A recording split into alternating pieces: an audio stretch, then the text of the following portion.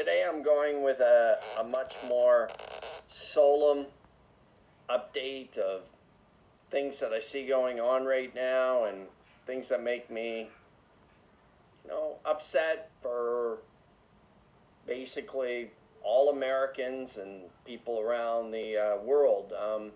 I'll just share a few of my thoughts. It's hard to believe that in the early 1960s, hippies traveled in caravans to Afghanistan from India and saw it as a land of peace. You can see early photos of this time where Afghan women have rights and were very fashionable, and I see pictures of them wearing short skirts and they were socially accepted. Then came the Cold War between the United States and Russia, and Afghanistan was looked upon as an appealing place to conquer by the Russians on the doorstep of Russia during this time. The Russians entered as an excuse after the communist president was assassinated.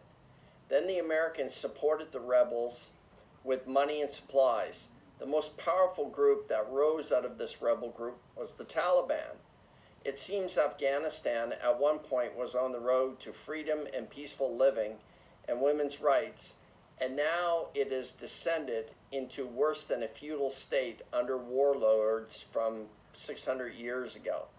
I certainly would have voted on either much slower transition out of Afghanistan with checkpoints that had to be met to ensure that Taliban would not take over. Otherwise, I would have left, or the government should have left, approximately at least a few thousand soldiers for the betterment of 35 million people minus the Taliban. Joe Biden, in my opinion, is a disgrace, and he has a long history of always making poor military decisions. It goes back to the days in law school. A lot of people still don't remember his plagiarization, and even during his speeches in the past where he was plagiarizing other famous speeches and calling his own during campaigns that he was involved in to run for public office. Kamala Harris makes me cringe every time she takes an official role with little experience to be vice president. I am sick of the liberals in America who have no idea what leadership is, including many Canadians who are my friends and who somehow think Biden is a good leader.